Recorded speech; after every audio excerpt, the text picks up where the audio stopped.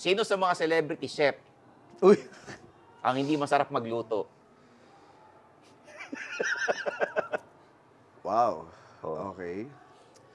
Sinong celebrity chef? Ang ano? Ang Yung hindi masarap magluto o hindi mo gusto yung panlasa, hindi mo gusto yung lasa ng pagkain. Hindi, ganito na lang. Hindi, bubulong mo lang. Ganito na lang. Sa amin, Banggitin nyo kung sinong mga celebrity chef, tapos sasabihin ko kung okay siya o hindi.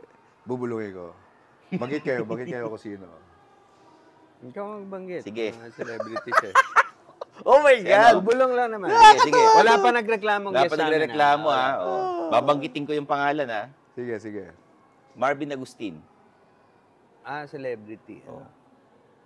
Hindi ko pa natikman yung ano niya kutsinilyo niya eh. Hindi ko masasabi eh. Out of stock ata. Noong December. Oo, di ba? Ito, meron ako. Erwan Yusuf. Okay. Yan, natikman ko na. Okay. Talaga? Sige. Hindi, ganun din ang ano ko. Same opinion. Si Chef Boy Logro.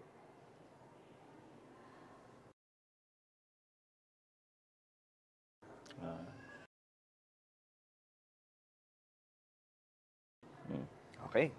Very nice. Sige. Nakilala ko pang celebrity chef. Tatawa ko sa inyo.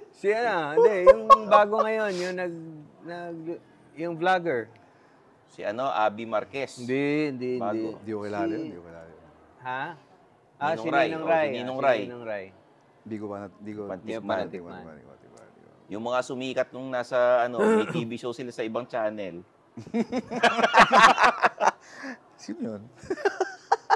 Si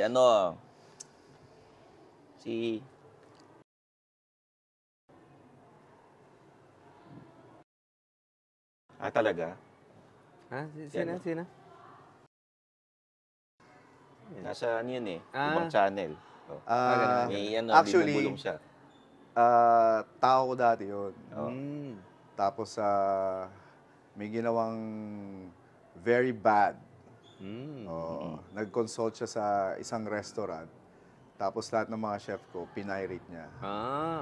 Kaya, medyo mortal sin yan sa mga ano, di ba? Yes, oo. Ano ko yun parang sous chef ko pa yun. Nag-resign silang lahat dahil sa kanya.